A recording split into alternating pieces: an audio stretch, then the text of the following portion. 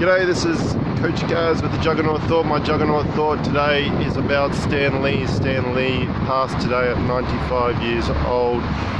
For those of you that don't know and aren't a not-so-secret nerd like myself, he is the man credited with a large portion of the Marvel company and Marvel characters and its rich history in superhero culture.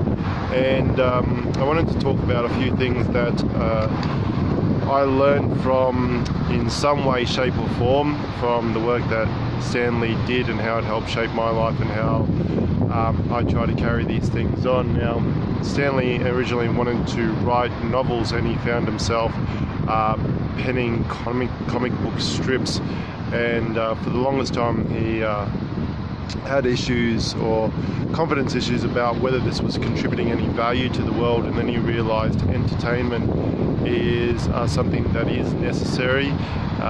It's necessary for people to kind of help enjoy their lives and enrich their lives, and is another art form that contributes greatly to the fabric and diverse society that we live in. And as part of his contribution to that, he ensured that there were a diverse range of characters in his world that he created, and also that even though these people may have fantastic superpowers, they very much had problems that were relatable to everyday people, because they were people.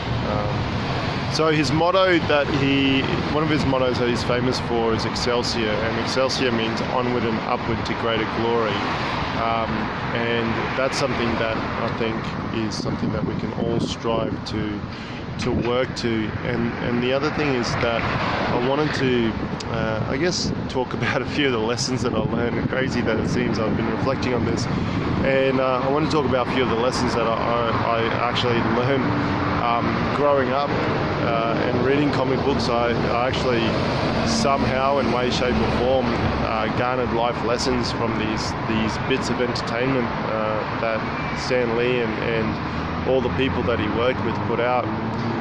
Spider-Man taught me that with great power comes great responsibility.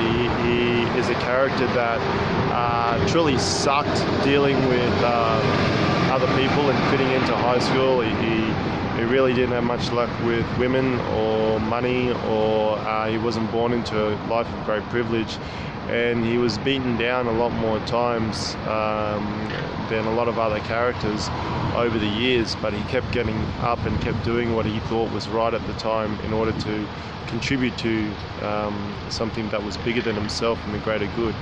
And he was one of my first favorite characters.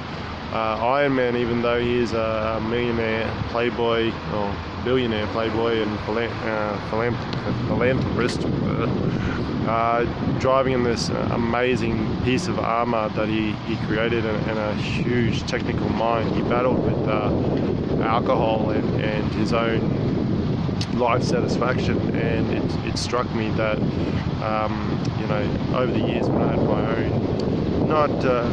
my own struggles with drinking too much and playing up too much, that's not where I wanted to end up, and that's not what would ultimately lead me to a rewarding life. And so these are lessons that I garnered from reading 32-page comic books, and there's so much more.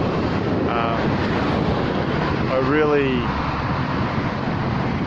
am pleased to have grown up in an age where people like Stan had such a great impact, and the lessons of doing what's right, no matter